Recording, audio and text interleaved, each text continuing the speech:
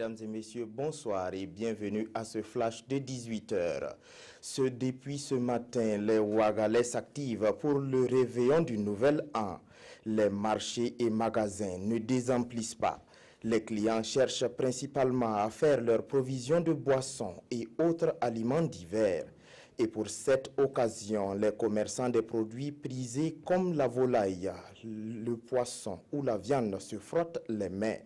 Pendant ce temps, les vendeurs des produits de décoration, de vêtements et même de boissons alcoolisées jugent le marché timide. Les fêtes de fin d'année sont déjà sous la supervision de la gendarmerie nationale. Hier, la hiérarchie de la gendarmerie nationale a procédé à une présentation de 2 équipes de patrouille. Cependant, le dispositif mis en place n'a pas été communiqué pour des raisons de stratégie.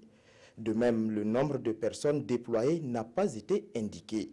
La hiérarchie de la gendarmerie nationale appelle la population à plus de vigilance et à signaler les moindres cas suspects.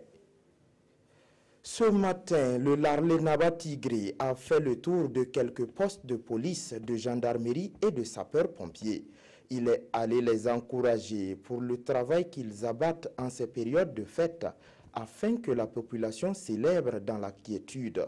Dans tous les postes visités, le Larlé Naba Tigré a partagé avec les hommes de tenue un repas préparé à partir du Mongbin. En Europe, plusieurs dizaines de milliers de policiers et militaires ont été mobilisés pour assurer la sécurité des festivités du Nouvel An. À quelques heures de 2018, Madrid a renforcé son dispositif de sécurité à cause des menaces terroristes. L'accès à la place centrale de Madrid est limité à 20 000 personnes contre 25 000 habituellement.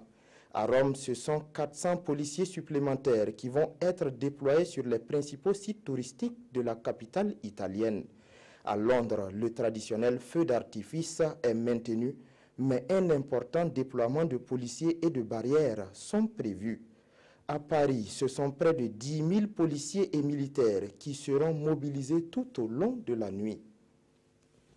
À Kupela, la cité du Caillou Blanc a vibré au rythme du Festival international de l'intégration Zaoré. C'était du 28 au 30 décembre. 10 troupes étaient en compétition et les meilleurs ont reçu des prix en nature et en espèces. Ce festival est à sa 11e édition. Il se tient chaque année sur l'initiative de l'association Nécré pour la valorisation de la culture Zaoré. C'est tout pour ce dernier flash de l'année. Merci pour votre attention tout au long de 2017.